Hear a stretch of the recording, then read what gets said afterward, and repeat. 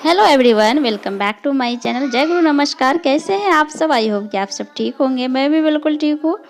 और ब्लॉग का स्टार्ट अभी हमारी हो रही है सुबह से। सुबह मैं सो के जगी हूँ, फ्रेश व्रेश हो चुकी हूँ और थोड़ा सा करी एक्सरसाइज ना मुझे बहुत ही ज़रूरी हो गया है, क्योंकि अगर नहीं करती हूँ ना मुझे बहुत प्रॉब्लम हो रहा है आजकल। सर्वाइकल कहे या स्पॉन्डिलाइटिस जो कहे, बहुत ही दिक्कत है हमको गले में दर्द के कारण ना। कभी कभी तो इतनी बेचैन हो जाती हूँ दर्द के कारण ना। अगर एक्सरसाइज रेगुलर रहता है हमारे रूटीन में ना तो थोड़ा सा तो सुकून सा महसूस होता है। नहीं तो कभी कभी ना बहुत ज़्यादा दर्द रहता है गले में। गले का दर्द से सर पे दर्द भी होता है। तो जिसके कारण मुझे डेली सुबह सो करके ना आधा घंटा का टाइम ना, आधा से पौने घंटा लगता है मुझे। कभी कभी तो अगर टाइम रहता है ना तो 1 घंटा भी दे देती हूँ एक्सरसाइज में। और थोड़ा सा एक्सरसाइज करती हूँ, उसके बाद फिर बाहर निकलते हैं फ्रेश व्रेश हो करके। फिर मैं घर का साफ़ सुथरा जो भी करती हूँ ना उसके बाद करती हूँ। फ्रेश व्रेश होने के बाद एक्सरसाइज करती सबसे पहले, उसके बाद ही झाड़ू वाड़ू लगाती हूँ। तो अभी ना आ गई हूँ एक्सरसाइज करने के बाद मैं झाड़ू लगाने के लिए। वैसे बेटी भी सो के जग गई है, पतिदेव भी जग चुके हैं। आज बेटी को स्कूल जाना है तो वो बाहर गई हुई है पापा के साथ, थोड़ा सा घूमने के लिए बाहर निकली हुई है। थोड़ा सा उसका भी सो के जगती है ना, थोड़ा सा अगर बाहर निकलती है उसका भी नींद ना अच्छे से खुल जाता है। नहीं तो ऐसा आलस आलस सा हो जाता है ना, तो इसी के लिए उसको थोड़ा बाहर भेज देती हूँ, जाओ थोड़े से बाहर से घूम के आओ। वो बाहर घूम रही थी तब तक इतना में ना मैं सारा काम निपटा ली जल्दी जल्दी फटाफट। झाड़ू लगा लिए और घर का बेड वेड को टाइट कर लिए थोड़ा सा।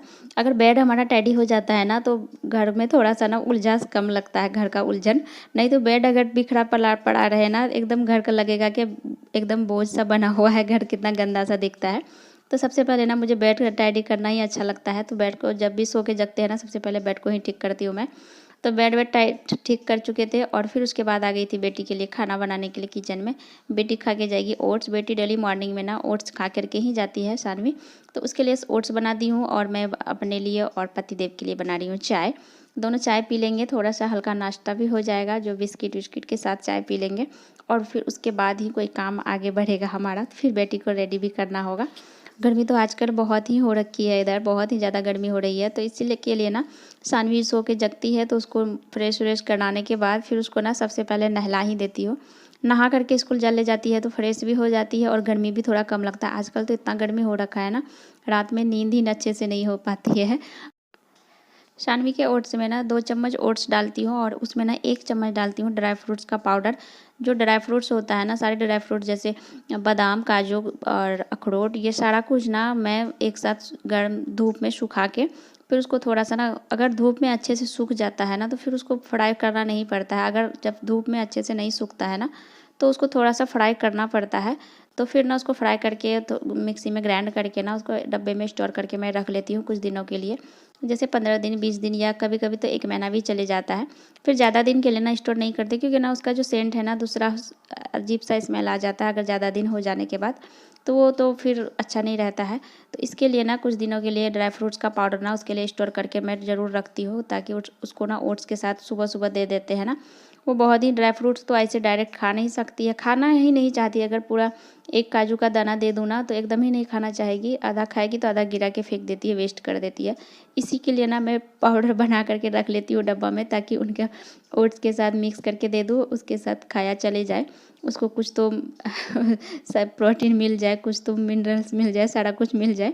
नहीं तो ना न्यूट्रिशन की कमी के कारण ना बच्चों में बहुत सारी इफ़ेक्ट हो जाता है। कभी वेट गेन नहीं हो पाता है, बहुत सारा कुछ प्रॉब्लम होता है बच्चों में। तो इसके लिए ना मैं उस पर तो कोई भी लापरवाही नहीं करना चाहती हूँ बेटी पे। मुझे कितना भी कुछ हो जाए ना, लेकिन उनके खाने पे ना मैं पूरा टाइम टेबल एकदम मैनेज रखती हूँ। चाहे मैं खा टाइम पे मैं खुद खाना नहीं ले पाऊँ, लेकिन उसका टाइम ना पूरा मैनेज रखती हूँ मैं सानवी का। तो फिर उसका मैं बाबू को स्कूल भेज दिए थे, सानवी चली गई थी स्कूल। और उसके बाद ना तो फिर मैं आ गई थी रूम में थोड़ा साफ़ सफाई करने के लिए। आज थोड़ा करना था मुझे डीप क्लीनिंग। वैसे भी ये सारा कुछ ना मैं सप्ताह में या 15 दिन में भी, कभी कभी ना 15 दिन में भी एक बार ज़रूर कर लेती हूँ। एक बार 15 दिन के अंदर में भी एक बार ये सब साफ़ सुथरा कर लेने से ना, जैसे खिड़की में धूल मिट्टी जो होता है ना, बाहर का सारा ना हवा में आके चिपक के बैठा हुआ रहता है। अगर अचानक से कोई घर पे आ जाए या हमारे घर के ही फैमिली मेम्बर अगर खिड़की पे थोड़ा सा बच्चे हाथ पकड़ के घूमते हैं, कभी हाथ डाले कहीं पे तो गंदा चिपक जाता है, जिसके कारण एकदम ही गंदा रहता है। तो इसी के लिए ना हम हमेशा ना इसको 10 दिन 12 दिन के अंदर में एक बार ज़रूर कपड़ा भिजा करके इसको साफ़ कर देते हैं। और वैसे भी ना हम जो मिडिल क्लास फैमिली वाले जो होते हैं ना, वो ना बहुत अच्छे से जानते हैं कि चाहे हम किसी भी तरह के घर पे रहें, रेंट के घर पे रहे या अपना खुद का घर रहे, किसी भी कहीं भी किसी भी सिचुएशन में रहे ना, वो बहुत अच्छे तरह से जानते हैं छोटे से घर को भी अच्छे से सजा करके रखने और कम जगह पे ना बहुत सारे सामान को एडजस्ट करके रखने के लिए। ये हमारा तो खुद का घर नहीं है, ये तो हमारा रेंट का घर है।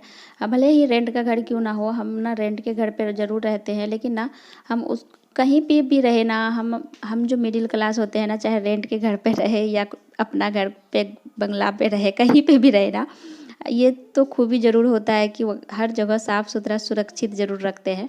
और मेरे में ना सच में ये बहुत ही आदत है कि मुझे ना एकदम कहीं पे भी थोड़ा सा गंदा ना बर्दाश्त ही नहीं होता है। मेरा एक अलग सा हैबिट सा बन गया मुझे, जिसके कारण ना पतिदेव कभी-कभी बार-बार डाँट भी देते हैं। उतना तो गंदा लगता नहीं है तो तुम क्यों बार-बार करने के लिए जा रही हो फालतू का? गंदा तो कहीं दिख नहीं रहा है तो बेकार में क्यों पोछा लगा रही हो? ऐसा कभी बोल भी देते हैं। लेकिन मेरा ना मन ही नहीं मानता, अगर जब तक ये सारे काम को मैं कंप्लीट ना कर लूँ ना, मुझे सुकून ही नहीं मिलता है। वैसे ही अभी हम लोग ना, ये हमारा रेंट वाला घर है, ये हमारा अपना घर नहीं है। वैसे भी हम लोग ना हमेशा अधिकतर रेंट वाले घर में ही रहेंगे, क्योंकि जब भी ट्रांसफ़र होता है तो जहाँ भी जाते हैं तो हर जगह तो अपना घर तो नहीं कर सकते हैं ना। उतना तो हाई-फाई फैमिली से बिलॉन्ग नहीं करते हैं कि हर जगह जहाँ पे जाए तो वहाँ पे अपना घर बना ले, ऐसा तो नहीं हो पाता है ना। तो वहाँ पे हर जगह हम लोग रेंट लेकर के ही रहते हैं। तो सबसे बड़ी परेशानी ना तब होती है जबकि ट्रांसफ़र का बारी आता है ना, जब ट्रांसफ़र होता है एक जगह से दूसरे जगह सामान शिफ्ट करने का ना बहुत ही ज़्यादा दिक्कत होता है। सामान भले ही कोई और ले जाके पहुंचा देता है, लेकिन वहाँ पे दूसरे रूम में जाके ना सारा सामान को निकाल के सेट करना, फिर से यहाँ पे कहीं पे भी रहने के बाद ना वहाँ पे पूरे अच्छे तरह से ना सामान को सेट करके एकदम ही अच्छे से रहने का हैबिट सा बन जाता है। लेकिन फिर जब नए जगह में जाने का टाइम आता है ना, तो एकदम ही बहुत ही ज़्यादा गुस्सा आता है, क्योंकि बेकार ही ट्रांसफ़र हो रहा है। क्योंकि सारा सामान को सेट करने में ना सबसे ज़्यादा परेशानी होती है मुझे।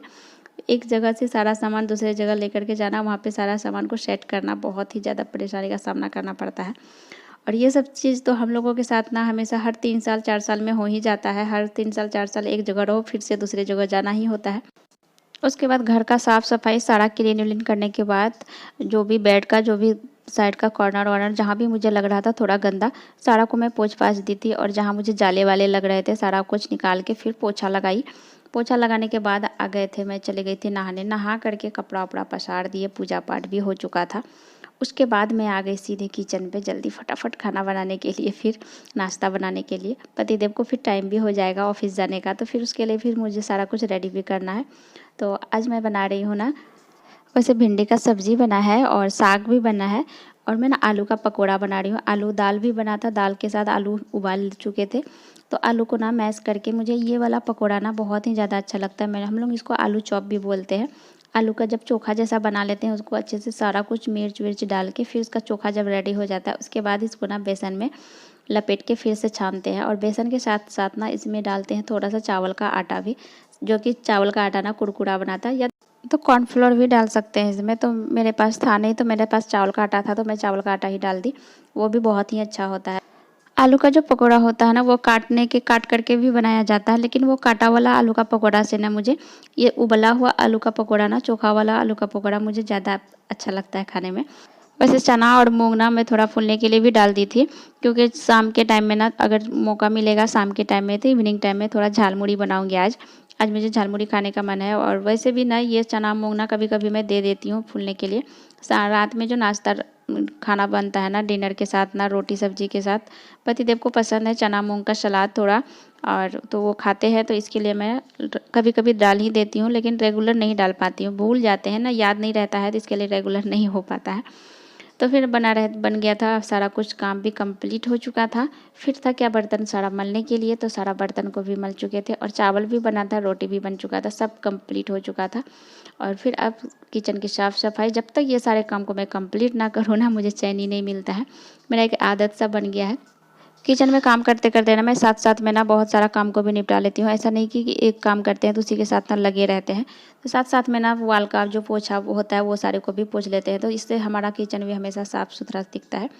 और फिर बर्तन भी मैं इकट्ठा करके ना एकदम ही नहीं रखती हूँ, इससे भी बोझ हो जाता है बहुत ही ज़्यादा और काम करने में आलस सा लगता है कि चलो इतना सारा बर्तन हो गया, मलने का मन ही नहीं होता है देखने के बाद।